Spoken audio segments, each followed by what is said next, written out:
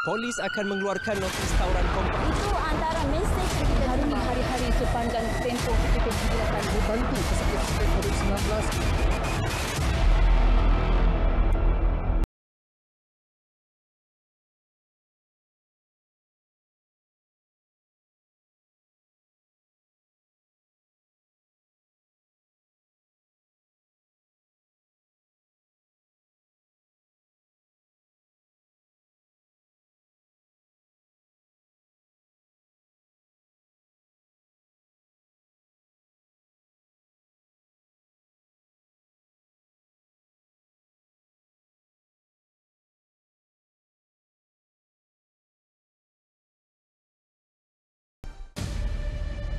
Setahun lalu, negara telah berada pada fasa pemulihan dengan purata kes jangkitan harian sekitar 50 ke 70 kes ketika itu. Malah ketika pelaksanaan Perintah Kawalan Pergerakan Pemulihan PKPP bermula pada 10 Jun 2020, kes baharu COVID-19 pada hari tersebut hanyalah 2 kes. Sudah tentu kita merindui pengumuman angka harian positif COVID-19 satu digit dan sebolehnya mahu tiada langsung laporan kes baharu. Kini, hampir seminggu kita berada pada pelaksanaan penutupan penuh sektor sosial dan ekonomi ataupun lockdown fasa pertama di seluruh negara. Ayuh bersama kita jayakan hasrat memastikan rantaian penularan COVID-19 berjaya diputuskan. Kita pernah berjaya dulu dan kita mampu melakukannya sekali lagi. Bersama saya, Syamimi Saripan dalam COVID. Itu benar. Buatkan semua orang makin takut tu, bila kita naik ambulan ni kita belum tentu lagi kita boleh balik. Anak-anak dapat membawa ibu bapa mereka dan janganlah dengar berita-berita palsu atau berita-berita yang tidak sahih. Jaga diri, kendirikan diri, duduk kat rumah supaya keluarga semua pun sihat.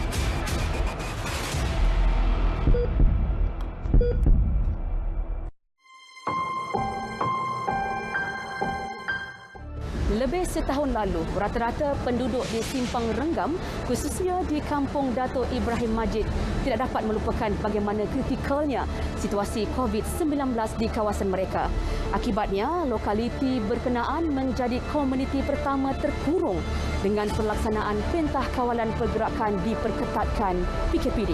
Namun, semangat kesatuan yang luar biasa meskipun menerima kritikan serta persepsi negatif masyarakat luar yang tidak jelas dengan situasi PKPD di kawasan berkenaan membolehkan penduduk kampung termasuk Ahmad Kamarul Salihin Hamdan dan ibu bapanya bangkit mengharungi tempoh berkenaan.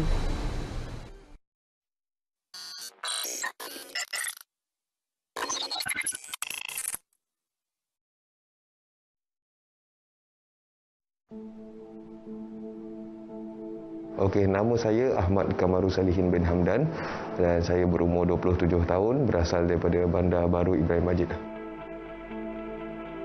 Saya bekerja sebagai peniaga di tepi jalan saja kat depan Bandar Baru Ibrahim Majid ni. Kontak rapatlah daripada kluster, orang kata masa zaman tu orang main kluster tablik. Orang yang pertama kena tahan sebenarnya mak saya pada 28 hari bulan 3 sebab dia ada gejala, dia ada simptom. Kemudian ayah saya baru diikuti dengan saya.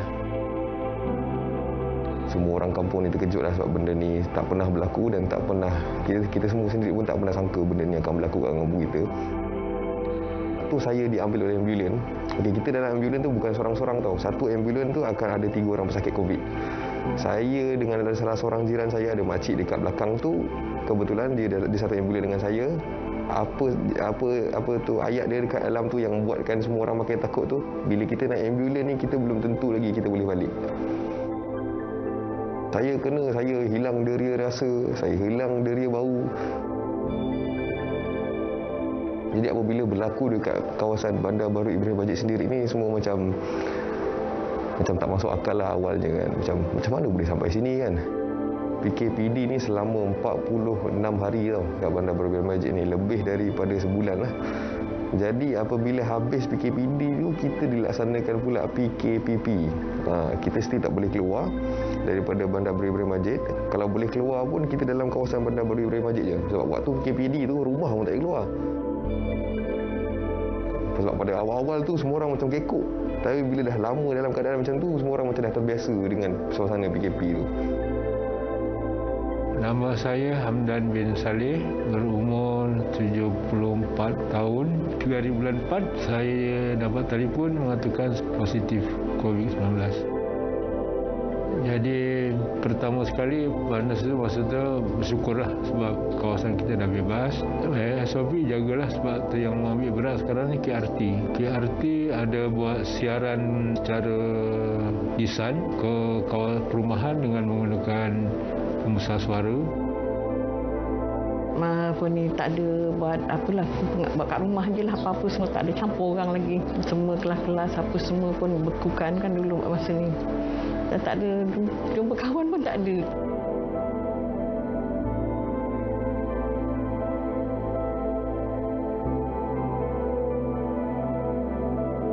Jadi apabila diumumkan PKPD dah habis, COVID-19 dah tak ada langsung dekat Bandar Baru Ibrahim Majid ni, dah pun dirasmikan oleh Menteri Besar Johor sendiri, kita dah tak ada COVID. Satu perasaan yang syukur, kita pun tak tahu nak ucap macam mana. Benda ni sebenarnya adalah seseorang tu sendiri. Apabila kita ni sedar tentang apa yang tengah berlaku ni, kita sendiri akan ikut SOP tu.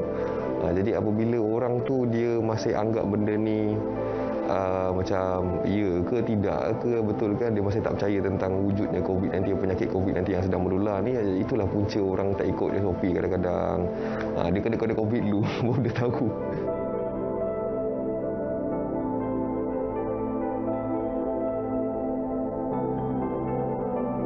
Yang masih dikenakan perintah PKPD ni diharapkan untuk selalu jaga SOP, selalu pastikan kita dalam keadaan yang bersih, keluar rumah, masuk rumah dalam keadaan yang bersih. Kalau rasa was-was tu mandi je terus. Seeloknya saya terus letak baju kotor dekat dalam mesin basuh, terus basuh, kemudian saya terus mandi. So benda ni sampai bila-bila takkan macam ni. Satu je lah yang saya boleh kata, kalau kita tak ubah sesuatu sekarang, takkan ada sesuatu yang berubah nanti.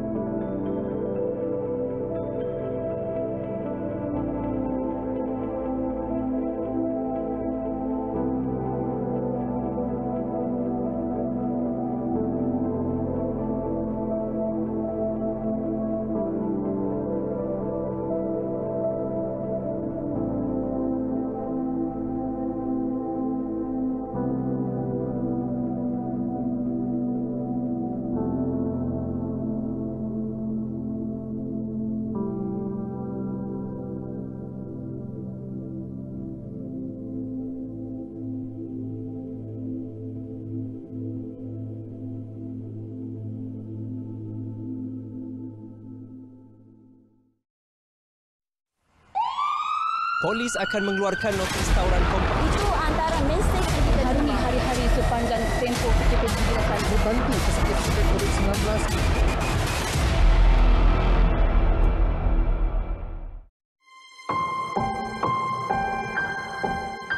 Kita perlu menerima hakikat bahawa gelombang jangkitan COVID-19 yang melanda kini semakin mengganas dan impaknya mula membebankan sistem kesihatan negara. Justru penguatkuasaan lockdown fasa pertama ketika ini adalah antara kaedah dalam membantu petugas barisan hadapan menangani pandemik tersebut. Tidak terkecuali petugas di wad COVID-19 Hospital Sungai Buloh. Muhan Chinasami ada perinciannya.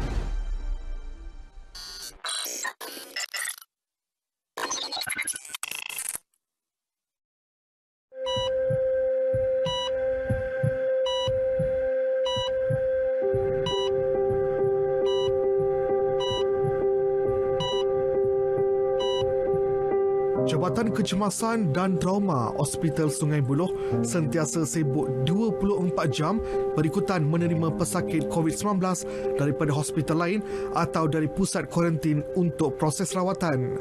Kebanyakan pesakit yang memasuki Jabatan Kecemasan adalah yang memerlukan bantuan pernafasan atau bekalan oksigen. Dengan jumlah pesakit COVID-19 yang tinggi diterima oleh Hospital Sungai Buloh iaitu di bahagian unit kecemasan, pihak Hospital Sungai Buloh telah mengambil beberapa pendekatan, antaranya lah pengubahsuaian beberapa lokasi di dalam hospital ini untuk dijadikan sebagai wad pemerhatian dan juga rawatan bagi pesakit COVID-19. Selain itu, kita boleh lihat juga pengorbanan barisan hadapan terutamanya di bahagian unit kecemasan Hospital Sungai Buloh yang terpaksa bertumpus lumus 24 jam bagi membantu menyelamatkan nyawa pesakit COVID-19. Peningkatan kes COVID-19 di negara menjadikan Hospital Sungai Buloh melaksanakan pengubahsuaian wad-wad dan bilik rawatan kepada pusat pemantauan dan rawatan pesakit COVID-19. Untuk di Jabatan Kecemasan Sungai Buloh, kita mendapat pesakit COVID daripada beberapa center, beberapa tempat daripada CAC sekitar Lembah Kelang. Yang kedua daripada MAEPS.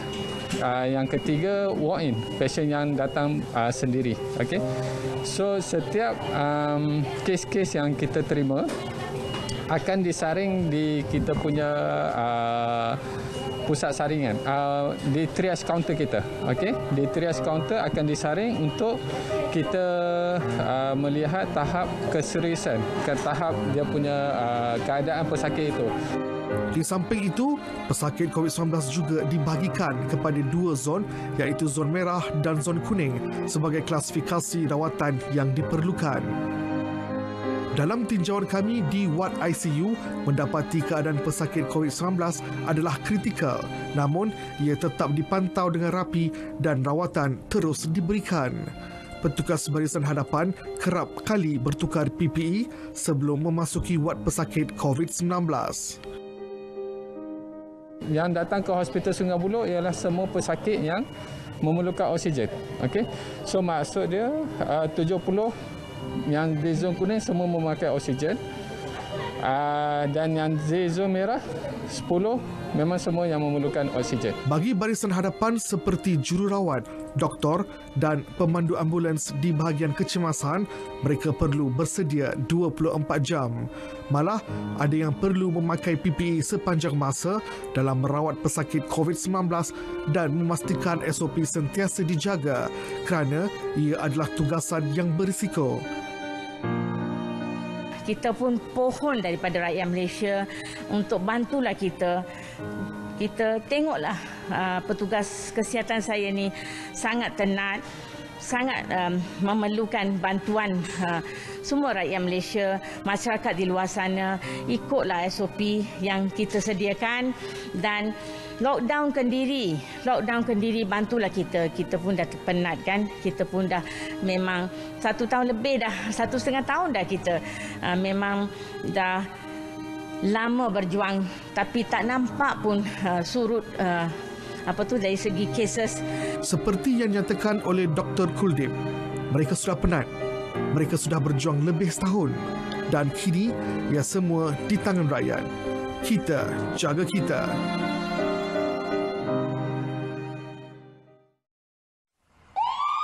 Polis akan mengeluarkan notis tawuran kompak. Itu antara mesej yang kita Hari hari-hari sepanjang tempoh kita akan membantu pesakit COVID-19.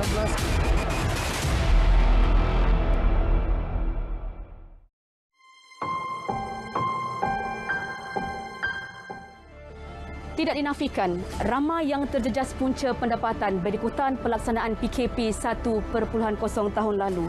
Malah ada yang kehilangan pekerjaan, tempat tinggal dan seumpamanya. Itu antara keperitan yang dialami Zaidi sehingga dia hidup umpama gelandangan di celah-celah ibu kota. Namun langkahnya sehingga ke Anjung Singgah di tengah bandaraya Kuala Lumpur telah banyak mengubah warna kehidupan Zaidi.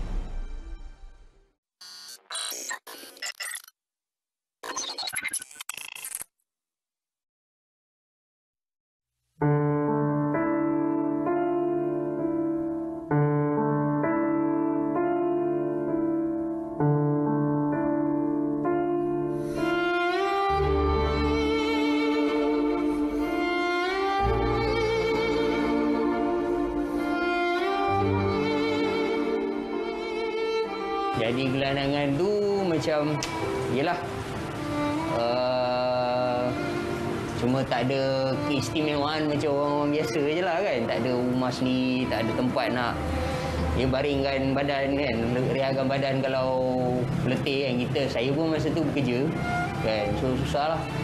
Kadang yelah orang kita baring kan, orang isap rokok, orang baling puntung rokok kan, kena kaki lah, tangan kan. Tapi kita tak nampak lah kan, kita macam kita tengah tidur apa kan. Orang baling puntung rokok, orang pun mungkin dia tak sedar dia baling kan, tak kena kita apa kan. Tapi tu banyak kali kena lah. Itulah antara pengalaman dialami Zaidi yang kehilangan mata pencarian sehingga menyebabkannya tidak mampu membayar sewa rumah dan diarah keluar.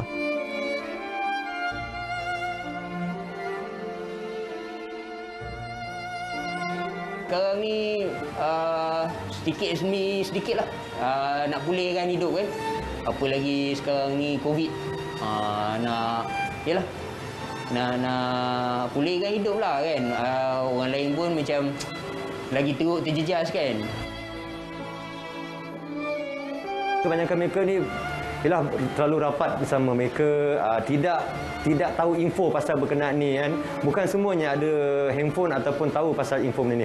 So kita ni sebagai pegawai khidmat sosial ni perlu menyalurkan bantuan ataupun info pasal berkenaan ni, dan siapa yang masuk ke tempat kami ni kami akan cuba mendaftarkan dia dan mendapatkan dia vaksin tu.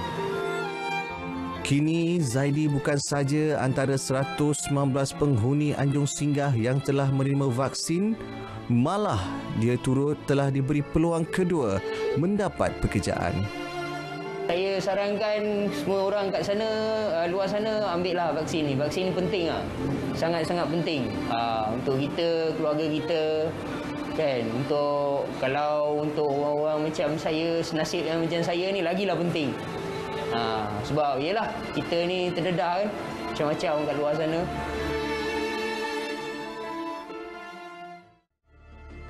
Ramai yang masih khawatir akan kesan sampingan suntikan vaksin COVID-19 sehingga lupa kepada impak buruk sekiranya dijangkiti wabak itu. Paling membimbangkan, golongan warga emas antara yang dimomokkan dengan risiko kematian selepas mendapatkan suntikan vaksin berdasarkan info dari sumber tidak sahih. Jika vaksin lebih menggerunkan daripada COVID-19, bersedikah kita menjadi korban seterusnya?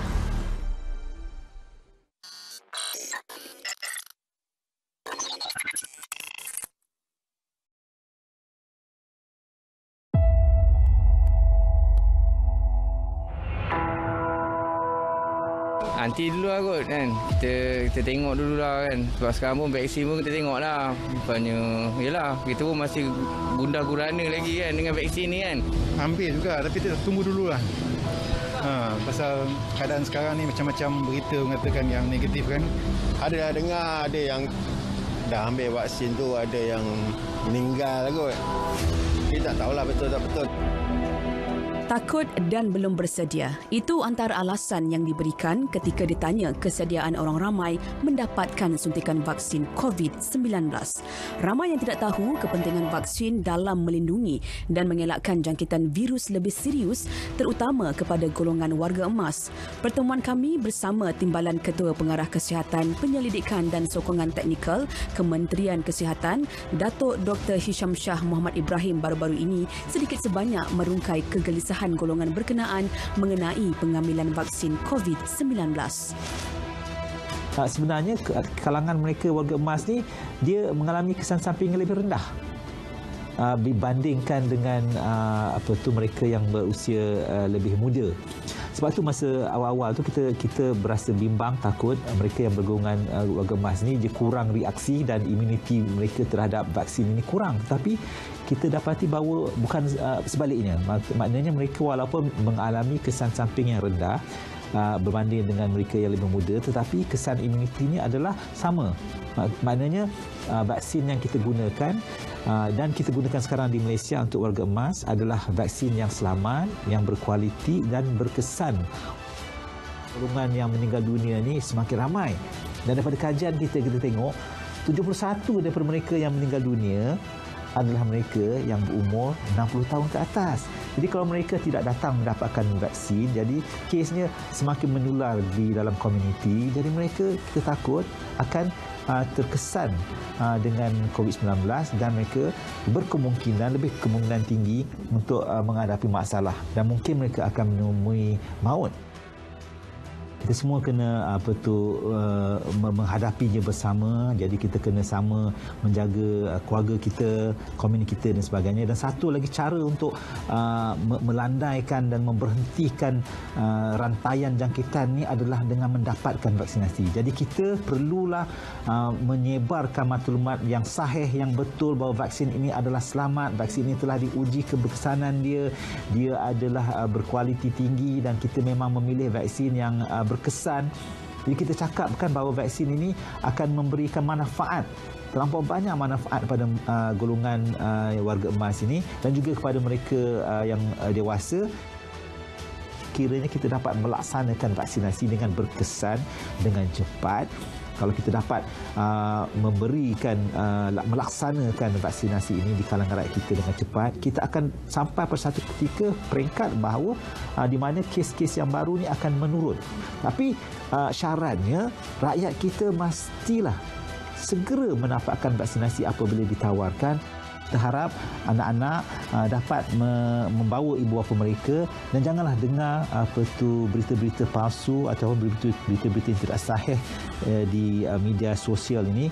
Dan sebab vaksin yang kita gunakan adalah vaksin yang telah kita teliti, dia punya dari segi kualiti pembuatannya, dari segi keberkesanannya. Kita beri vaksin ini supaya dapat membantu rakyat kita untuk mencegah penyakit.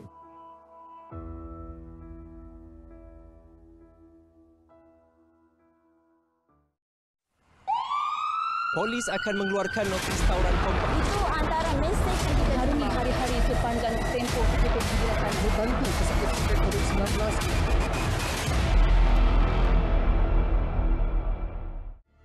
Pelaksanaan lockdown fasa pertama kali ini menuntut kerjasama semua pihak dalam melandaikan penularan jangkitan COVID-19. Pada masa sama, ia membantu mengurangkan beban kepada sistem kesihatan negara. Ia memerlukan tahap pematuhan dan disiplin tinggi termasuk saranan melaksanakan PKP Kendiri. Bersama Grace Aisyah Kedayan yang mendapatkan reaksi orang ramai berhubung pelaksanaan PKP Kendiri.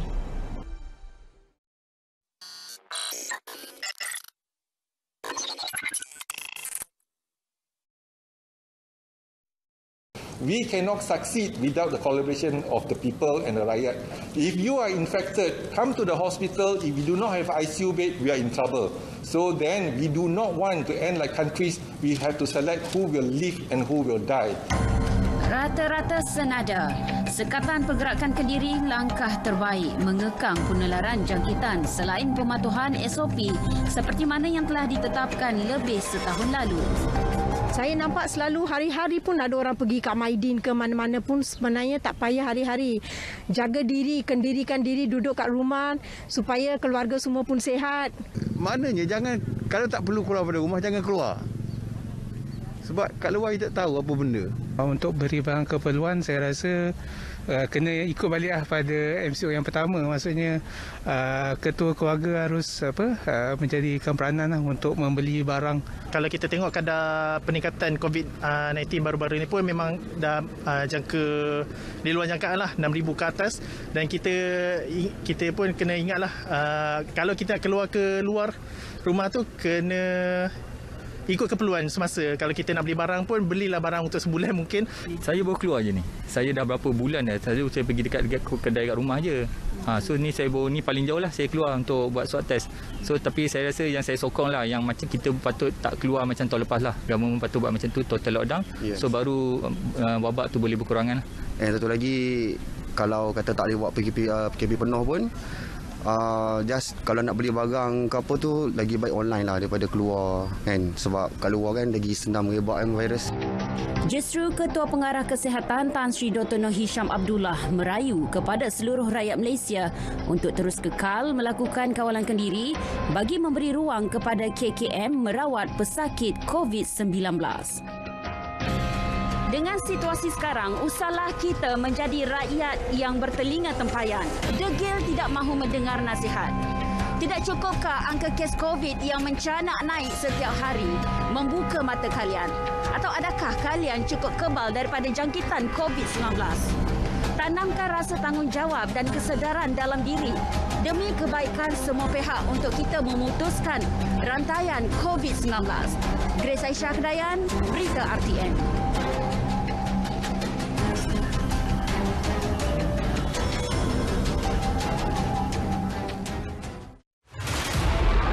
Menolak vaksin mungkin kalau katakan boleh mendatangkan mudarat, maka dia sama macam kita membunuh diri. Dalam isu vaksin ini, kita kena rujuk kepada pakar. Siapa pakar kat Malaysia yang diiktiraf? KKM, bukan Tok Bomo. Hampir juga saya ditebuk leher. Baru-baru saya dah tak boleh nak pump oksigen dekat seluruh badan.